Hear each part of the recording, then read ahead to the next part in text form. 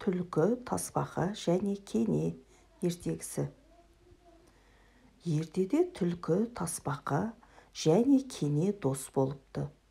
Бір күні олар жерден бір уыс тары тауып алыпты. Үшеуі ақылдаса келе, тарыны жерге егіп, көбейтіп алып, үшке бөліп аламыз деп шешеді. Түлкі бір жарды көріп, «Мен осы жарды сүйеп тұрайын, құлап кетер», деп жарды саялап жатып алады. Тасбақа жерді тырналап тары егеді, ал кене піскен егінді жиып алады. Олар көп тары алады. Олар түлкіні шақырады.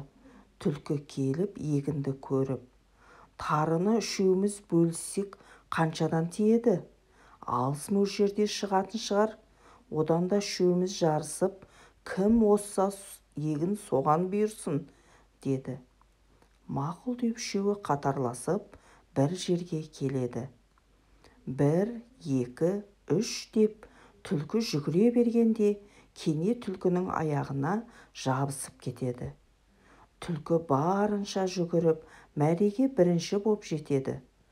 Сонда кене, «Өй, мені басып өлтіресің бе?» дейді. Түлкі, «Сен қашан жетіп алғансың?» деп сұрайды. Кене, «Сен бағана 1, 2, 3 дегенде-ақ мен кетіп қалғанмын», деп жауап береді.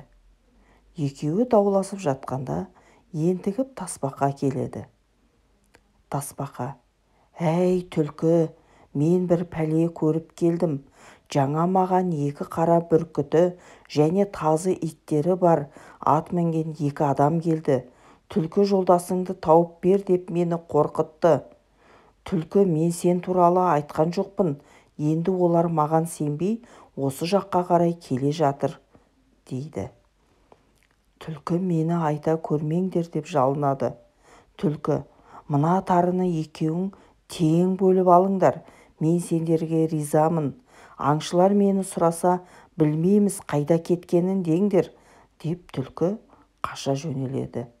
Сөйтіп тарыны тасбақа мен кене екеуі ғана бөліп алыпты.